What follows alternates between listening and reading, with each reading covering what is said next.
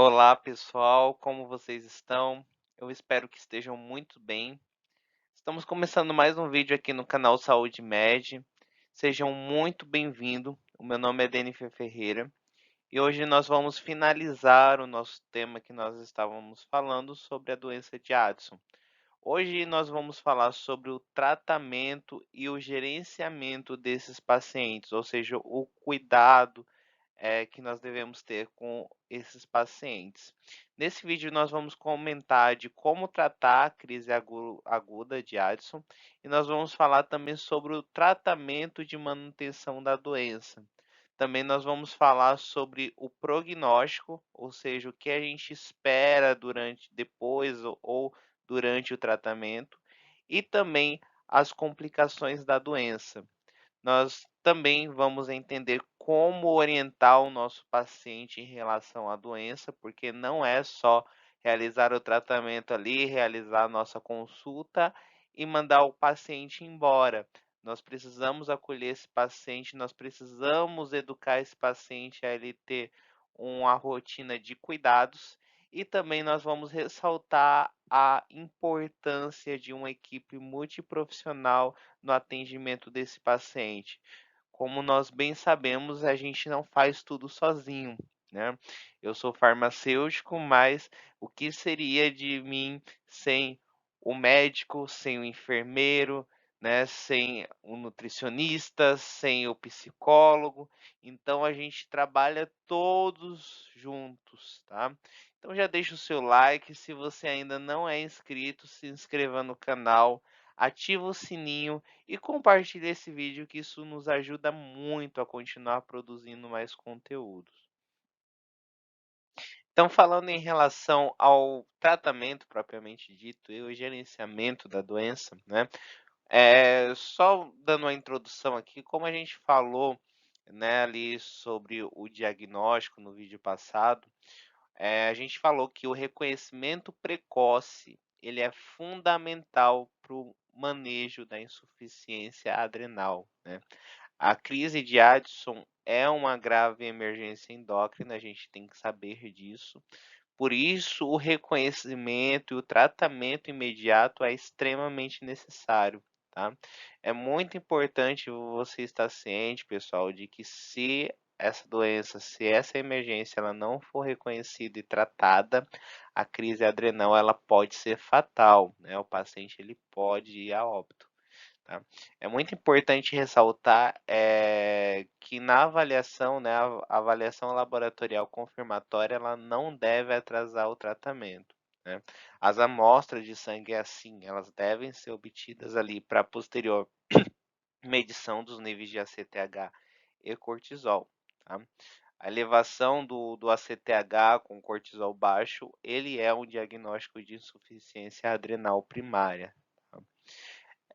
Também pode ser verificada a dosagem de cortisol no teste de estimulação com ACTH, quando a avaliação laboratorial inicial ela não pode estabelecer um diagnóstico.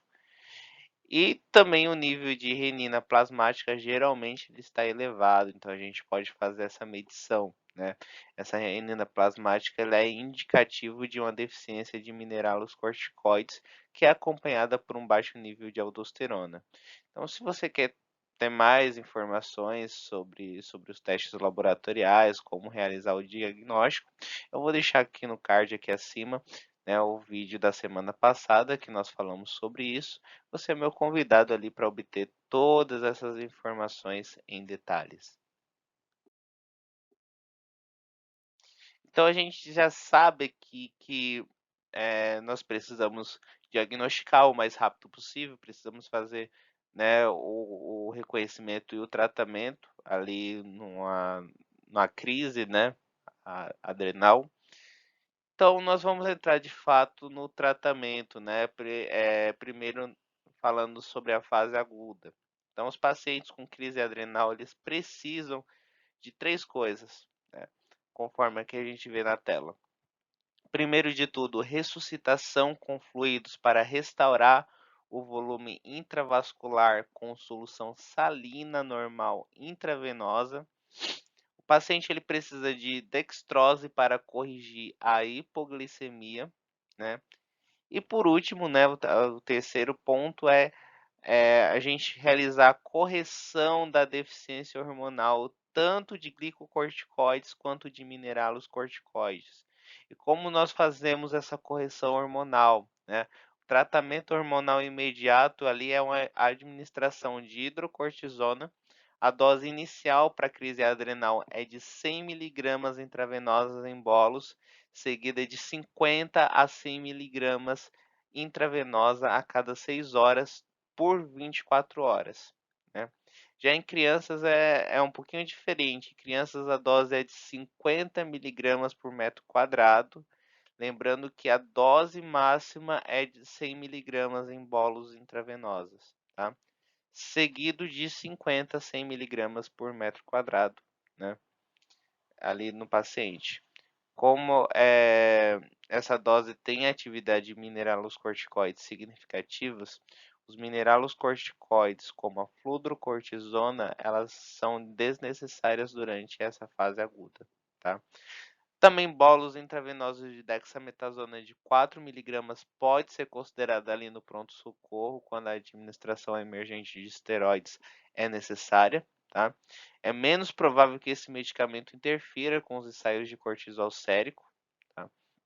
A dexametasona é um medicamento de ação prolongada e não interfere nos ensaios bioquímicos ali de produção endógena de glicocorticoides, tá? Mas é muito importante saber que tanto a prednisona quanto a dexametasona têm pouca ou nenhuma atividade mineralocorticoide, então fique atento a isso, tá? Em relação a reposição hídrica inicial, a gente administra ali um bolo de solução salina normal, seguido de glicose a 5% em solução salina isotônica, tá?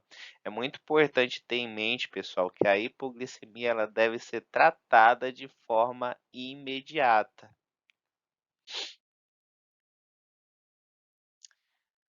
Já na fase de manutenção, é necessário a gente precisa saber que é necessário tratamento ao longo da vida com reposição hormonal, tá?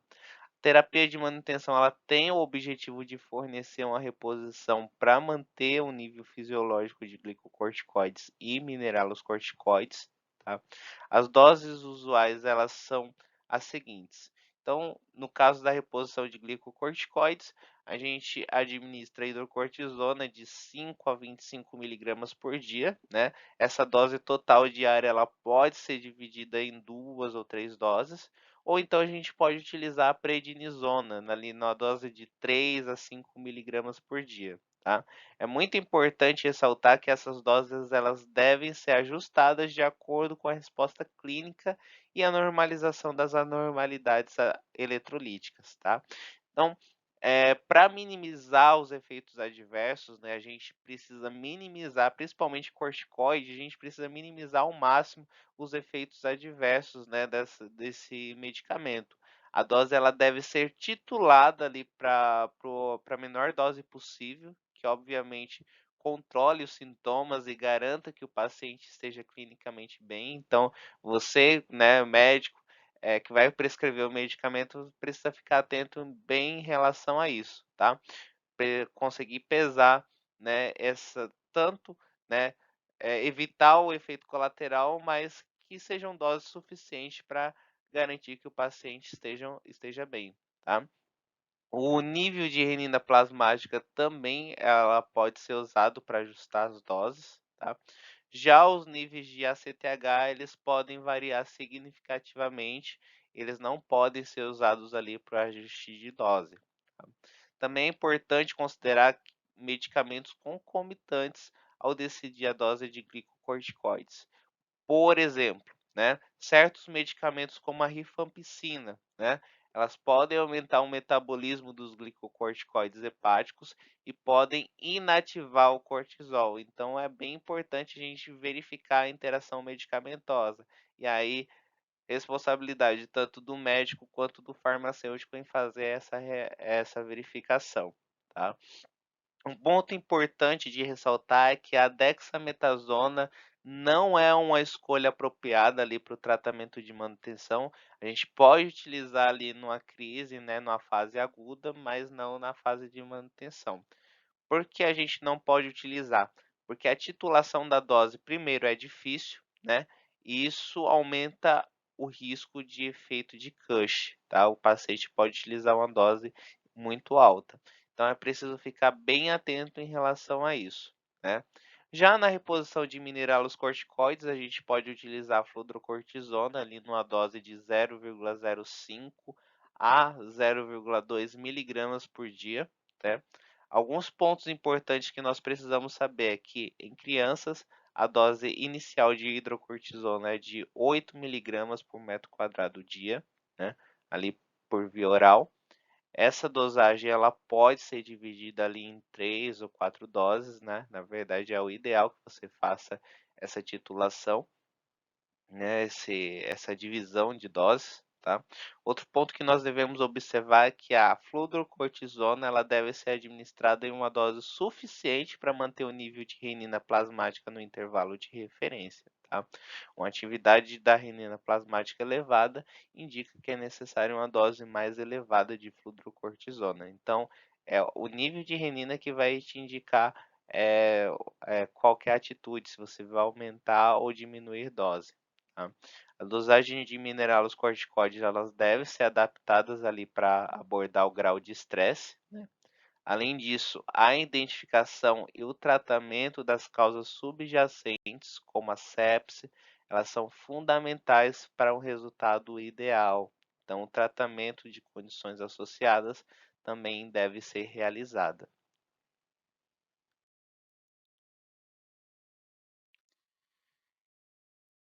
Algumas coisas, né, que a gente precisa saber, considerar sobre o tratamento da doença de Addison, né? Pacientes com doença de Addison, a secreção de glicocorticoides, elas não aumenta durante fatores estressantes, né? Então, portanto, na presença de uma febre, de uma infecção ou outras doenças, a dose de hidrocortisona ela deve ser aumentada para compensar uma possível resposta ao estresse, né?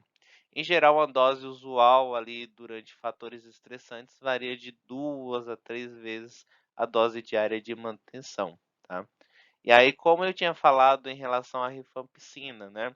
Pacientes em uso de rifampicinas, eles requerem uma dose aumentada de hidrocortisona, porque a rifampicina aumenta a depuração da hidrocortisona, tá? O hormônio tiroidiano, ele pode aumentar a depuração hepática de cortisol, né? Isso pode precipitar uma crise adrenal. Então, a reposição de glicocorticoides pode potencialmente normalizar o hormônio estimulante da tireoide, tá? Em pacientes com diabetes insípidos também, né, ali concomitante, a terapia com glicocorticoides, elas podem agravar o diabetes insípido, tá? Porque o cortisol ele é necessário para a depuração ali de água livre. Então, a deficiência de cortisol ela pode prevenir a poliúria, que é a eliminação excessiva de urina, tá? Então, precisa ficar bem atento em relação a isso. Se o paciente ele tem, né, um diagnóstico ali já de diabetes insípido, precisa ficar atento em relação ao tratamento com os corticoides, tá? E na gravidez, né, particularmente ali durante o terceiro trimestre, a gravidez aumenta a necessidade de corticosteroides.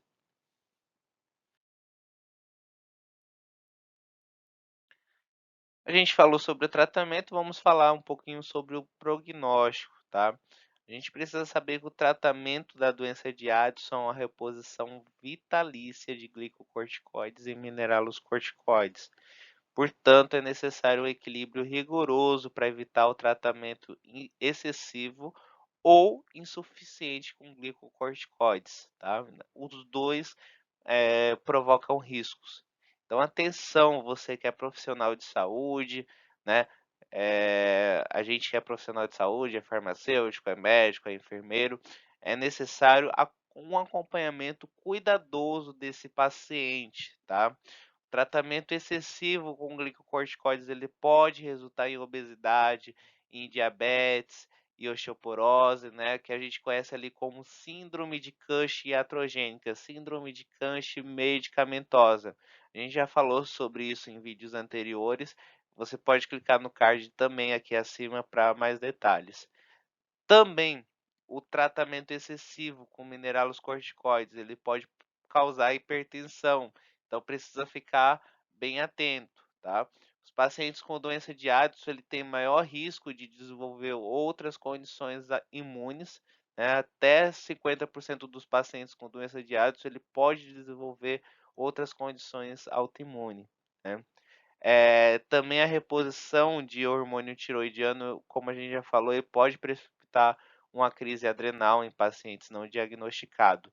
Então, a orientação é que se o paciente tem insuficiência adrenal e tem problema da tireoide ou hipotireoidismo, a gente precisa primeiro tratar a falta de glicocorticoides para depois realizar o tratamento com levotiroxina.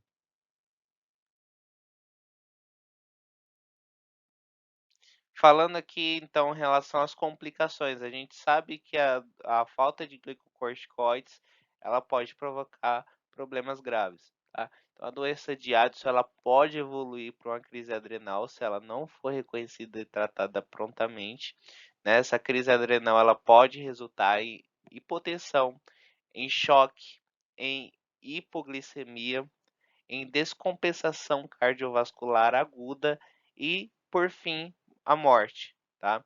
Então, pacientes com insuficiência adrenal também correm maior risco de morte devido a infecções, né? Devido a infecções, câncer e causas cardiovasculares. E como eu falei antes, é muito importante tratar a hipoglicemia, porque o reconhecimento e o tratamento tardio da hipoglicemia pode causar consequências neurológicas, tá? Então, bastante atenção, né, nesse atendimento desse paciente ali no pronto-socorro, né? Já uma reposição suprafisiológica, ou seja, excessiva de glicocorticoides, ele pode levar ao desenvolvimento da síndrome de Cush. Tá? Também a doença de Addison, ela pode provocar supressão do crescimento em crianças, tá? E também pode ocorrer insuficiência ovariana prematura ou insuficiência ovariana primária, tá? Em até 10% das mulheres com a doença de Addison. E como a gente como a gente aconselha esse paciente, né? Pacientes com doença de Addison, eles devem receber aconselhamento sobre o manejo e sobre o monitoramento da doença, tá? Doses de medicamento, né, e o cumprimento do plano de tratamento, né? A gente precisa orientar o paciente ali sobre a necessidade de aumentar as doses de reposição de esteroides, né, por exemplo, em situações estressantes como febre, né, cirurgia ou até o próprio estresse, né? É importante ter uma pulseira, ter alguma identificação de alerta médico de emergência que ele precisa em um caso de emergência, em caso de um acidente, né, que as equipes ali que vão fazer o atendimento realize uma reposição maior de glicocorticoides, tá?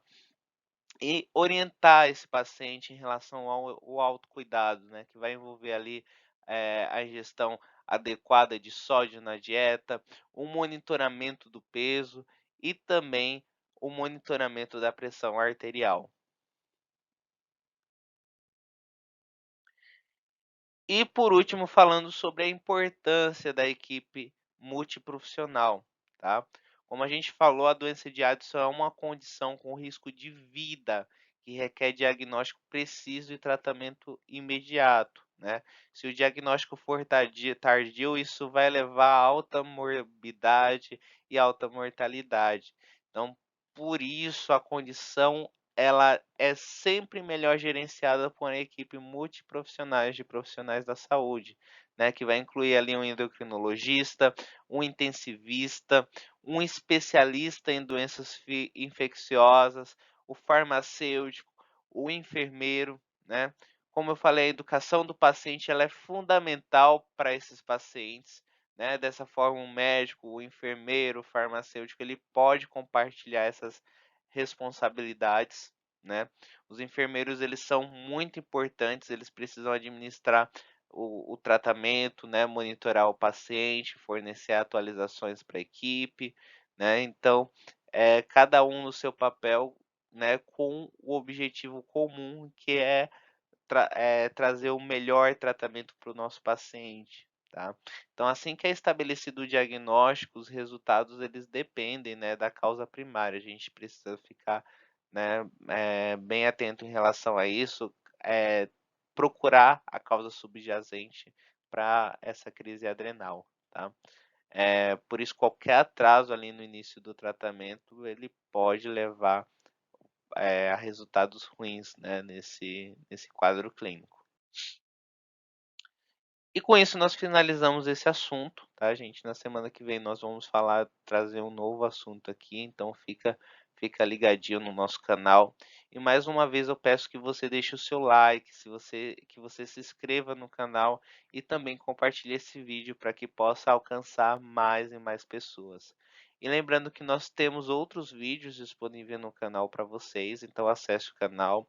Os vídeos eles estão disponibilizados em playlists, né, para que você possa acessar com mais facilidade os conteúdos. E se tiver alguma dúvida, pode deixar nos comentários que na medida do possível eu estarei respondendo. Então até semana que vem, pessoal. Um grande abraço a todos e até mais. Tchau, tchau.